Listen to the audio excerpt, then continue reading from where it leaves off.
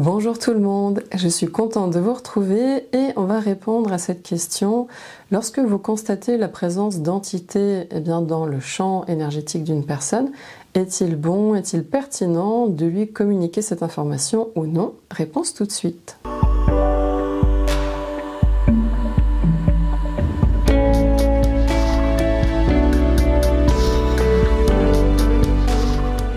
Tout d'abord, bienvenue aux nouvelles personnes qui rejoignent la chaîne et bienvenue encore et toujours aux anciens. Je me présente très brièvement, je m'appelle Lucie Sarrazin, je suis magnétiseuse près de Dijon, donc je suis praticienne, je reçois mon cabinet en séance individuelle, mais je propose aussi des formations sur le magnétisme, la médiumnité, la clairvoyance pour vous aider à développer vos capacités et à savoir en faire un usage auprès des personnes que vous souhaitez recevoir, que ce soit pour vous en termes de loisirs, en tant qu'amateur ou si vous avez des projets plus professionnels.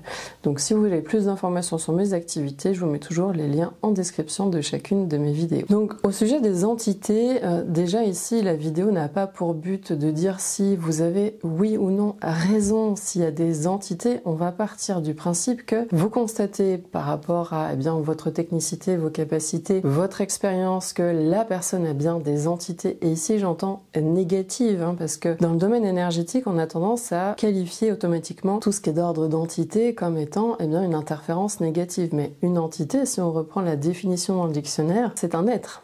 Un être, ça peut même être une entreprise, c'est un sujet. Donc vous êtes une entité en tant que personne physique. Une entité ici dans le domaine énergétique, c'est une présence, c'est une existence qui n'est pas physique mais qui est éthérique. Donc déjà, c'est important des fois de prendre le temps de re-regarder dans le dictionnaire le sens que les mots parce qu'on a tendance des fois à les dévier de leur trajectoire et de leur sens premier. Donc ici, effectivement, on va parler d'entités négatives, mais ça veut dire aussi que parfois, les gens sont accompagnés de manière bienveillante par des entités qu'ici on va qualifier donc de positives. La question c'est de savoir si oui ou non on transmet l'information à la personne que l'on a reçue. Si vous êtes médium, clairvoyant et que vous faites des consultations médiumniques ou de clairvoyance, ou si vous êtes magnétiseur énergéticien, vous constatez la présence d'entités négatives. Et là c'est important de se poser la question, qu'est-ce qu'on fait de cette information? Est-ce que ça va être aidant pour la personne? Est-ce que ça va l'aider à cheminer dans sa vie, à se reconstruire, à prendre les bonnes décisions, à poser les bonnes actions? Est-ce que ça va l'aider à aller mieux dans sa tête, dans sa vie, dans sa santé? Du coup, c'est pas nous qu'on va chercher à mettre en valeur comme pour, on va dire, s'enorgueillir de savoir voir les entités. Ça nous renvoie quand même à nous. Pourquoi est-ce qu'on veut transmettre l'information? Et ça doit absolument être dans l'intérêt de la personne que l'on reçoit. Ça doit pas être pour notre ego, ça doit pas être pour nous faire plaisir, ça doit pas être non plus pour nous rassurer ou pour, on va dire, appuyer sur le fait que oui, on a bien des capacités et que c'est par le fait de dire que la personne a des entités que quelque part on se légitimise dans notre activité. Déjà, c'est hyper important de se poser cette question. Pourquoi je transmets telle ou telle information au cours de ma consultation médiumnique, au cours de ma séance de magnétisme ou de soins énergétiques? Déjà, première question pour vous. Ensuite, moi, je me suis fait une petite liste, on va dire, des points les plus importants, donc c'est pas forcément exhaustif. Et d'ailleurs, si vous avez des choses à rajouter en commentaire, surtout faites-le, parce que ça va nous permettre, justement, de tendre vers cette exhaustivité, toutes les choses, auxquelles on peut penser. Et comme chacun d'entre nous, nous avons notre propre système de croyance, notre propre sensibilité, notre propre expérience. En mettant en commun la somme de nos savoirs et nos expériences, ça va nous être profitable. Donc partagez en commentaire s'il y a des choses en plus que vous souhaitez rajouter. Le premier point pour moi qui est indispensable, fondamental à vérifier, c'est si la personne que vous recevez, de vérifier si elle est atteinte de troubles psychologiques. Et quand j'entends troubles, j'entends même des pathologies psychiatriques. Est-ce que c'est quelqu'un qui a des troubles psychotiques, schizophréniques, bipolaires, aussi des bouffées délirantes aiguës, etc. S'il y a une pathologie psychiatrique, pour moi c'est évident, on ne parle pas d'entité, on ne parle pas de sujet même qui pourrait entretenir tout ce qui peut être délire dans la psyché, on va dire renforcer, voire maximiser certains symptômes où la personne elle va rentrer dans des états de déréalisation, d'hypomanie, par exemple pour les bipolaires. Donc il faut être très vigilant là-dessus. Donc c'est à vous de vous enquérir de l'information, d'aller demander directement à la personne, voilà, avant de commencer la consultation, j'ai besoin de savoir si vous êtes voilà, c'est pas toujours délicat à poser comme question, mais est-ce qu'il y a une pathologie psychiatrique? J'ai besoin de le savoir. Et bien, pour mener à bien ma consultation, pour mener à bien ma séance, et d'ailleurs, je le rappelle, j'ai déjà fait une vidéo sur le sujet. Si je la retrouve, je vous la mettrai là. Et bien, à qui on peut et à qui on ne peut pas et on ne doit pas, surtout, faire des soins énergétiques. Et pour moi, les personnes qui sont atteintes de troubles psychiatriques, psychotiques, schizophréniques, eh bien, ne rentrent pas dans cette catégorie. Donc, moi, ce serait mon invitation, ma proposition pour vous, c'est déjà de ne pas avoir dans votre clientèle, dans les personnes que vous recevez, ces personnes-là, parce qu'en fait, ça peut venir augmenter leurs troubles psychiatriques. Après, je dis pas, en séance de magnétisme, si la personne elle a un problème de dos, un problème de cheville, un problème d'estomac, là, il n'y a pas de problème. Mais si c'est pour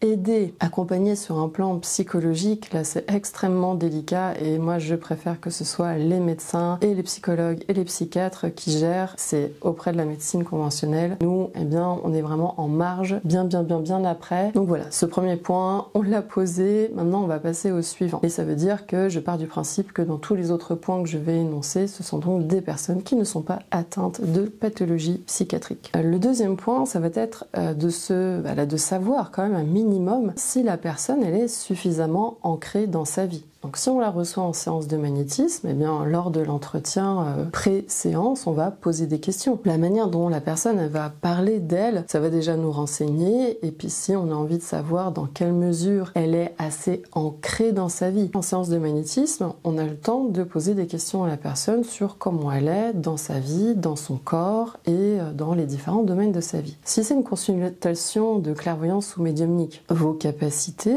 en fonction de, on va dire, du spectre sur lequel vous êtes le plus expert, vous allez avoir déjà des informations sur le fonctionnement psychologique de la personne, sa personnalité, ce que vous allez capter de sa vie. Ça n'empêche pas de poser des questions annexes. Pour moi, une personne qui est ancrée dans sa vie, c'est quelqu'un qui, malgré ses difficultés, va rester au contact de ce qui est physique. Ça veut dire que, ok, il y a des problèmes, mais on reste au contact du quotidien, on reste dans son travail, on veut continuer son travail, ou on a un projet, on va dire, mûri, réfléchi pour changer de travail. On n'est pas en train, on va dire, de chercher dans l'énergétique soit une raison à nos problèmes qui expliquerait tous nos problèmes physiques, et ni on ne cherche à fuir dans l'énergétique en se réfugiant dedans, et du coup en se distanciant de sa vie physique. Pour moi, c'est très important que les gens restent ancrés au contact du réel, de la réalité physique. Parce que, ok, l'énergétique, ça existe, mais ça ne veut pas dire qu'on doit oublier la réalité matérielle, physique, relationnelle, sociale, professionnelle, familiale, etc.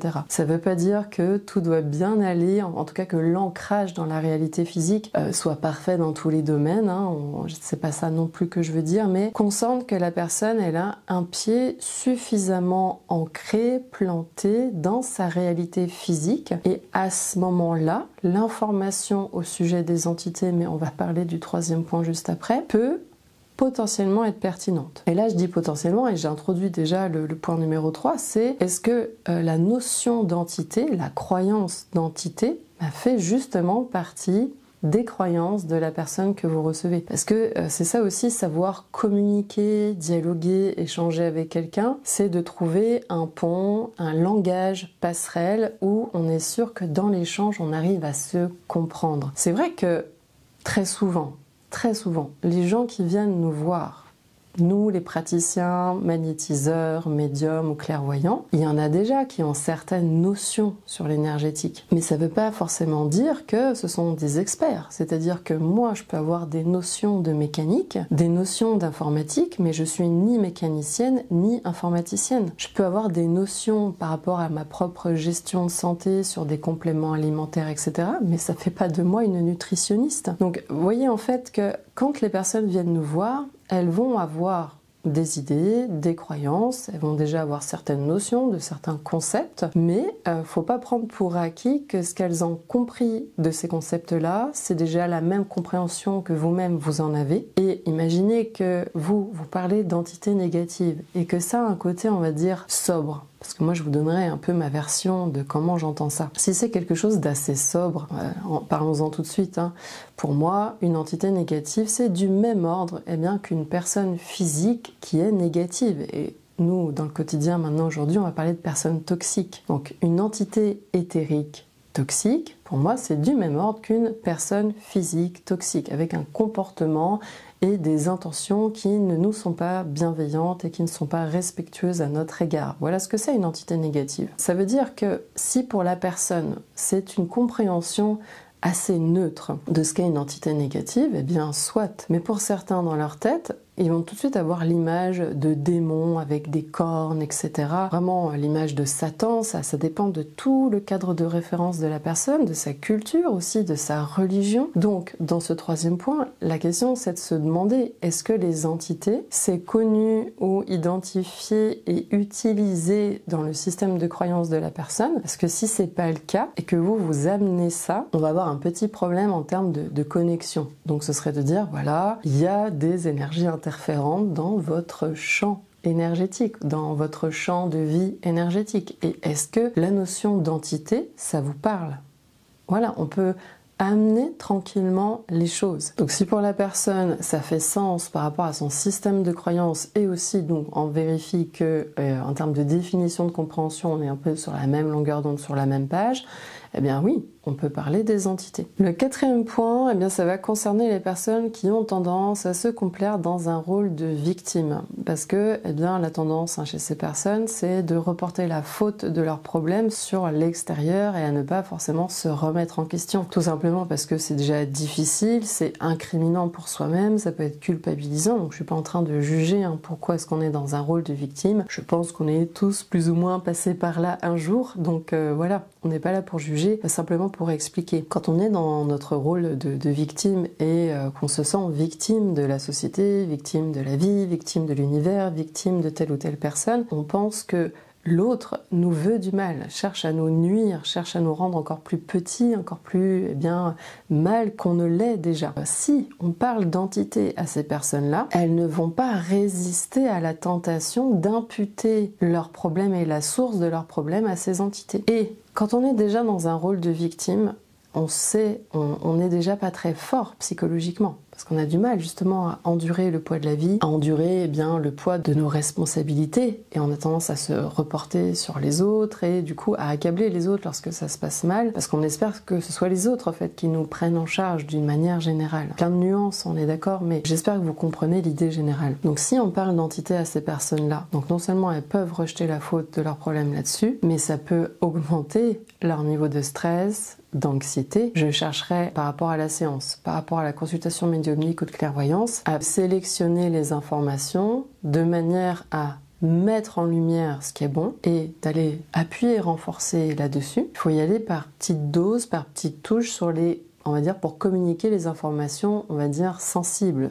voire, on va dire, négatives ou mauvaises. Faut pas donner trop de mauvaises nouvelles parce que sinon, la personne, vous allez l'accabler, vous allez la perdre et elle peut rentrer dans un état encore plus dépressif ou en tout cas être encore plus ancré dans son état de victimisation. Ça va l'éloigner, ça va retarder même sa capacité à se reprendre en main, à se re-responsabiliser. Et quand on est de nouveau responsable de sa vie, on redevient acteur, on redevient créateur et on retrouve ce cercle vertueux. Prenez soin de la personne en essayant de doser le nombre et la densité d'informations potentiellement négatives, et voire même si vous ne le sentez pas du tout par rapport à l'état psychologique de la personne, eh bien de ne communiquer aucune mauvaise nouvelle. Il y en a, ils peuvent supporter 50 kilos de mauvaises informations, mais tout de suite vous allez voir que c'est des personnes qui sont entreprenantes, qui réfléchissent, ok, mais ça a tel problème, je vais chercher la solution. Et d'ailleurs, quand vous annoncez des choses, quand vous partagez des choses, si la personne, elle a suffisamment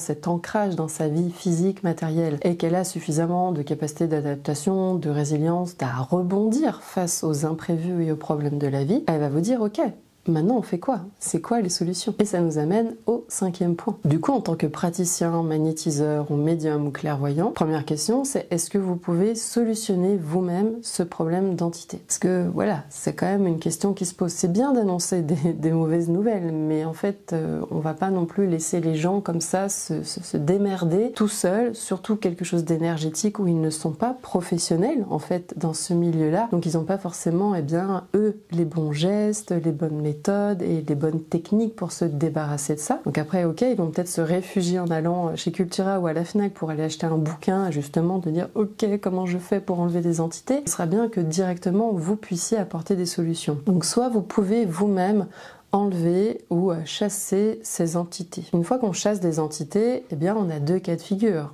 Soit ça ne revient pas, parce que ça arrive que des fois dans la vie, il y a des entités que l'on va croiser, c'est comme une mauvaise rencontre dans la vie physique, c'était du hasard, vraiment, et cette mauvaise rencontre, une fois qu'elle a été chassée de la vie de la personne, de son champ de vie, elle ne reviendra pas. La manière dont va se comporter la personne va faire que de toute façon, ça ne reviendra pas. Mais deuxième cas de figure, est-ce que c'est la personne dans ses schémas psychologiques, dans son comportement, dans sa manière d'être, dans son état mental, émotionnel, qui attire à elle les entités? Eh bien là, la solution première, c'est qu'on peut toujours faire ce travail pour désencombrer la personne et chasser l'entité, mais il va falloir aussi lui donner des clés sur qu'est-ce qu'elle peut changer au-dedans d'elle pour arrêter d'attirer les entités. Parce que je le rappelle, les entités sont extrêmement attirées par les personnes qui sont émotionnellement très très perturbées, qui sont dans des accès de tristesse profonde, de colère profonde, de haine profonde. Tout ce qui est état émotionnel plus exacerbé, ça attire énormément les entités, mais ça ne veut pas dire que parce qu'on va piquer une grosse colère, une grosse tristesse, etc.,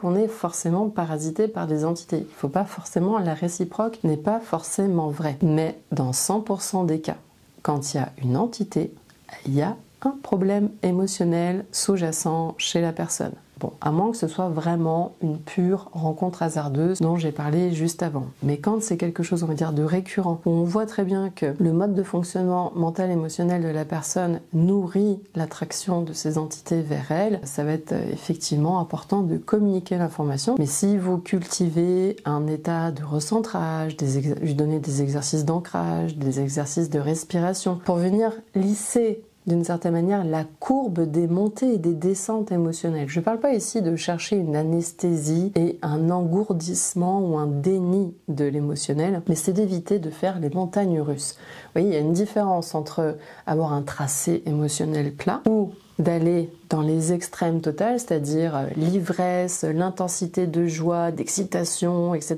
Je fais la fête, etc. Puis après, c'est plus la fête, j'ai plus d'interaction sociale, je suis tout seul, je suis déprimé, etc. Je suis au fond du trou, je suis au fond du gouffre, et là je suis dans l'extrême opposé. Et puis je vais refaire la fête, c'est un schéma qui est connu, c'est pour ça que je parle de ça, et je vais retrouver cet état de stress joyeux, intense. Pour moi, c'est un état de stress, quand c'est des joies comme ça, hyper excitées. Donc voilà, il y a une différence entre un tracé plat, une courbe qui fait que de monter tout en haut et de descendre tout en bas, et d'avoir une courbe où des fois ça monte parce qu'on est vivant, on est humain, on a de la joie, on est heureux de partager des moments de qualité avec les gens, on a les aléas de la vie, etc.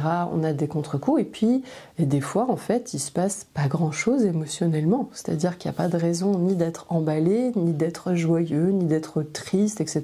On est dans une sorte d'état neutre, et donc ça veut dire que notre tracé, il tourne tranquillement, il monte, il descend tranquillement autour de cette ligne, voilà, avec indice 0. C'est pour dire que si on peut donner des exercices pour aider à la gestion émotionnelle, c'est parfait. Premier exercice tout simple, la cohérence cardiaque avec la respiration. Il y a aussi par exemple un exercice que je donnais fut un temps, c'était l'exercice croisé de Cook, où je vous le montre là rapidement. Parce qu'en fait, ça occupe le mental et ça chante un petit peu le cerveau limbique. Vous pouvez faire ça debout, assis ou allongé. Il faut croiser les jambes. Donc si vous êtes debout, vous croisez les pieds, vous croisez les jambes comme ça. Et si vous êtes allongé, une jambe par-dessus l'autre. Il n'y a pas d'ordre, ça peut être jambe gauche par-dessus la jambe droite et inversement. Ensuite, et là que je ne vous perde pas, vous avez vos mains comme ça. Vous allez du coup, on va prendre comme ça. J'oriente les paumes vers l'extérieur. Je croise les bras, j'enlace les doigts et tranquillement je ramène contre la poitrine. Je fais attention à mon micro, je ramène contre la poitrine. L'exercice continue avec les indications suivantes. Quand vous inspirez, le bout de la langue collé au palais, sur l'expiration, vous relâchez la langue dans la bouche. Vous en faites 10, inspire, expire comme ça, donc vous restez bien comme ça. Quand vous avez fini vos 10 inspire-expire, vous décroisez tout. Et vous allez coller le pouce avec le pouce, index contre index majeur, annulaire, auriculaire. Et vous regardez vos doigts. Vous sentez le bout de vos doigts collés les uns aux autres. Vous continuez de respirer tranquillement. Vous attendez 10 secondes et vous relâchez. Ça, c'est un exercice que vous pouvez faire à la moindre montée émotionnelle. Et ça, on va dire, c'est important de chanter tout de suite l'émotionnel. Si vous sentez, vous vous connaissez, si vous sentez que là, vous allez descendre dans la tristesse ou dans une sorte de désespoir, mais quelque chose qui pourrait vous emmener loin en bas, tout de suite vous faites ça. N'attendez pas, vraiment, c'est à faire dans les premières secondes où vous avez pris conscience que là, l'état émotionnel n'allait pas aller dans une direction, on va dire, satisfaisante et bénéfique pour vous. Pareil, si c'est montée de peur, montée de colère, montée, que ce soit, on va dire, une émotion voilà, intense qui vous est désagréable et non bénéfique, faites l'exercice et voyez dans quelle mesure eh bien, ça va empêcher l'espèce de grosse spirale aspirante émotionnelle négative. Ça va pas faire partir l'émotion, mais ça va vous empêcher de rentrer dans un tourbillon qui va vous emmener. Et le problème de l'émotionnel, c'est qu'une fois qu'il nous emporte, le temps qu'on redescende, il se passe du temps. Donc ça, c'est vraiment important et c'est à faire dès les premières secondes de cette prise de conscience que là, il y a un état émotionnel potentiellement dévastateur ou dangereux pour votre bien-être. Donc, à tester et vous me direz en commentaire comment ça s'est passé pour vous. Donc voilà par exemple des solutions sur la gestion émotionnelle. Et puis bien sûr, je veux dire, on n'attend pas de vous, si vous êtes médium, clairvoyant ou magnétiseur, de faire du coaching ou de faire de la psychologie. Donc si vous constatez que la personne, ce serait tout à son avantage d'aller être aidée sur un plan psychologique par un coach, par toutes les thérapies cognitives brèves, etc., par de l'EMDR, par un psychologue. Après, voilà, elle fait son choix. Mais de dire, voilà, moi, je fais ma part. Et par rapport à ce que je comprends, ce que j'observe, ce que vous m'avez dit, ce que je perçois, ce que j'intuitionne, etc., peut-être que d'être accompagné, ça pourrait faciliter votre bien-être, votre retour à une meilleure prise en main, une meilleure gestion de votre vie. Donc là, je parlais de l'accompagnement dans le cas où les entités sont attirées par le schéma et le mode de fonctionnement psychologique, mental, émotionnel de la personne. On n'attend pas de nous, nous les praticiens énergétiques, de tout savoir faire, chacun son domaine, chacun sa spécialité, ça c'est important de bien le respecter. Donc ça peut être intéressant de vous constituer un carnet d'adresses avec des praticiens dans différents domaines dont vous appréciez les qualités, les valeurs, les compétences. Et comme ça vous permet de proposer plusieurs noms à la personne. Ça n'empêchera pas qu'elle va faire ses propres recherches et peut-être qu'elle ne prendra rien dans les noms que vous avez proposés, mais au moins vous ne laissez pas la personne sans rien. Ça ne veut pas dire, ok, la solution n'a pas été apportée là tout de suite. Il y a un premier travail, vous avez fait le travail pour désencombrer, dégager l'entité, là où les entités, et en expliquant que ça peut revenir parce que voilà, la manière dont elle fonctionne, etc., ça peut potentiellement les faire revenir, eh bien la solution ce serait avec tel accompagnement, etc. Dans le cas où vous ne savez pas dégager les entités, eh bien toujours avec le carnet d'adresses à vous constituer, d'avoir 1, 2 ou 3 noms à proposer à la personne pour dire écoutez, je connais cette personne ou je connais ces personnes, elles peuvent vous aider à résoudre ce problème d'identité et ça permettra aussi d'avoir un second avis. Je veux dire, on le fait très bien dans plein de domaines, que ce soit un second avis pour la voiture, pour faire un deuxième devis, pour faire des extensions de maison, etc. On ne fait pas genre un devis et on s'arrête là, on signe le contrat et tout. Non, en général, on demande plusieurs avis. Donc on pourrait tout à fait adopter cette même logique par rapport aux entités négatives. C'est pas parce qu'un médium, un clairvoyant, un magnétiseur vous dit vous avez des entités, vous avez 10, 15, 20 entités, parce que des fois, je vous avoue que parmi mes élèves, parmi les personnes que je reçois, des fois on m'annonce des chiffres, des nombres d'entités et je suis époustouflée par le nombre. Voilà, je n'en dirai pas plus. C'est toujours intéressant d'avoir un deuxième avis. Donc là, si vous regardez la vidéo et que vous êtes dans celui qui reçoit, qui bénéficie des séances de magnétiseur, médium, clairvoyant, rassurez-vous, certains vont voir plein d'entités Et pour d'autres, en fait, c'est juste une sorte de brouillage énergétique. Ça peut même être l'interaction d'un subconscient. Parce que souvent, les subconscients sont pris pour des entités. Ça peut paraître étrange pour certains, mais sachez que notre subconscient, eh bien, c'est une structure énergétique qui voyage. Et souvent, quand il voyage, eh bien, il a une forme humanoïde.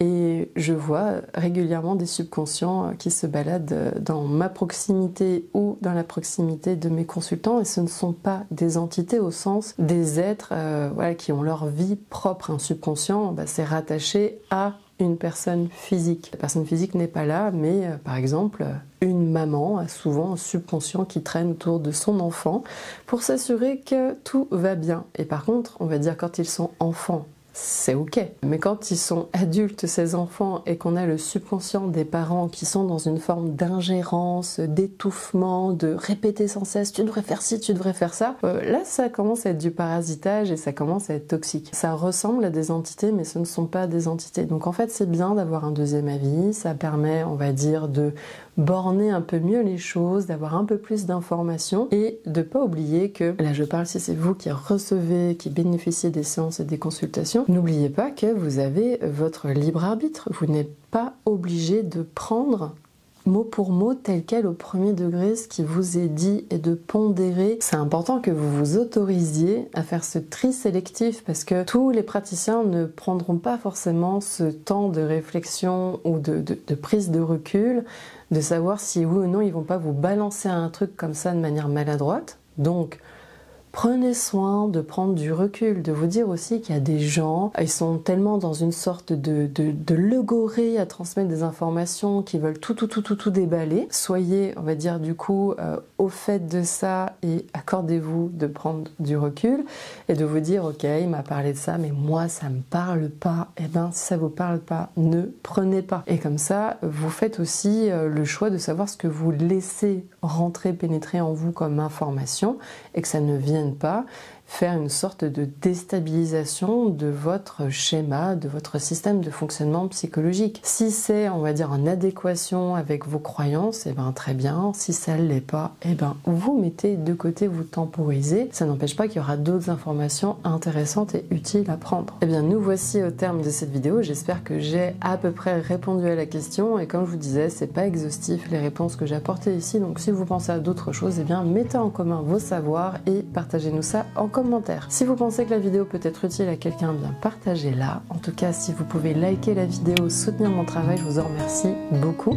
Et je vous dis à très bientôt dans une prochaine vidéo.